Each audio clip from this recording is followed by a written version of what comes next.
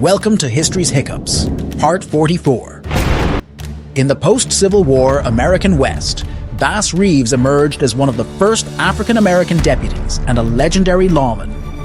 Born into slavery, Reeves gained his freedom during the war and became fluent in several Native American languages. As a deputy U.S. Marshal in the Indian Territory, he was famed for his fearless pursuit of justice, arresting over 3,000 outlaws and surviving numerous gunfights.